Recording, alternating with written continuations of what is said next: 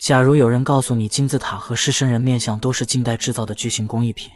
你是否会觉得他疯了呢？但實際上，這種近似陰謀論的說法存在非常多的支持者，就連我國浙大考古系的何清教授，以及法國材料學家戴維多維茨，都曾專門針對埃及金字塔的底座進行過採樣分析，得出的結論非常詭異，那便是除了一小部分之外，全部都是人工合成的混凝土石塊。這種石料在幾千年前根本不存在，並且支持者還提供出來一個非常重要的證据，那就是在18世紀以前，畫家們筆下的金字塔和獅身人面像也和如今的不同。現在让我们把時間拉回到1789年，拿破崙帶領着将近200人的隊伍来到了埃及，其中至少有40人的身份為科學家和畫家。來到埃及的目的則是要編寫一本鸿篇巨著。11年之後，專家學者們的考察才結束，並在同年出版了一本巨型書籍，成為了當時歐洲最熱門的科普類读物，而德隆便是其中一名畫師。在來到埃及的第3年中，他出版了一本畫冊，書中的金字塔以及獅身人面像和今天所看到的差距非常大，甚至說根本没有任何關係。而金字塔偽造論的支持者提供的證據還遠不止於此，因為自從16世紀以來，就有大批的環球旅行家到過埃及，可他們筆下的金字塔以及獅身人面像都不一樣。這是1544年德國建造工程師兼畫家的蒙斯特繪制的金字塔，這是1554年法國畫家所羅門繪制的金字塔，這是1572年霍肯伯格繪制的2座金字塔，這也是歷史上第一次出現半身人物雕像。1589年索梅爾繪制的金字塔更是非常矮小，並且零零散散地分布在村莊裡，與現在動輒幾十上百米的金字塔根本不是同一個東西。1615年，英國人迪克第一個畫出了與如今獅身人面像較為接近的建築物。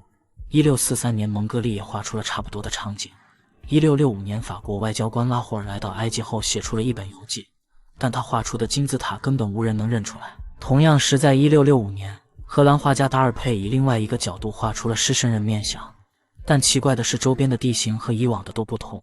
就連金字塔的分布和角度也有很大的差異。时間到了1676年，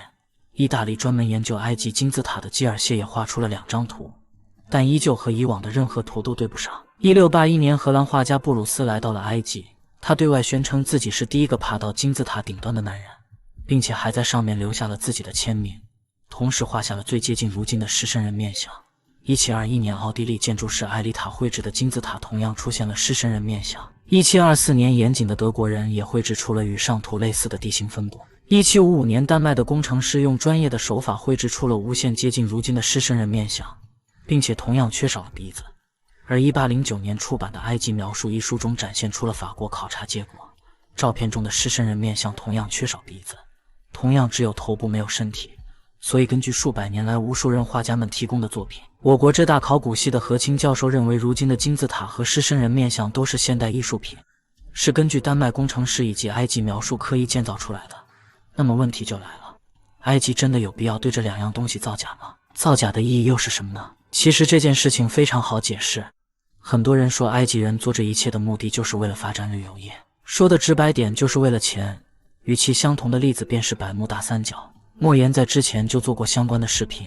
其實百慕大三角在很長一段時間裡都代表着外星文明、不明飛行物和海底巨獸，以及頻繁失蹤又再次出現的飛機。可到了如今，人們已經知道百慕大三角從頭到尾都是一個騙局，全是當地政府捏造出來的噱頭，為的便是賺取大量的旅遊收入。事實上他們也確實做到了，所以人們認為埃及政府做出了相同的舉動。要知道，埃及的支柱產業就是旅遊收入，光是2022年就豪取132億美元，佔全國總收入的16%。但不管金字塔和獅身人面像是真是假，到了如今对於絕大部分人來說已然無所謂了。畢竟就算假的東西存在的時間長了，也將會成為正品。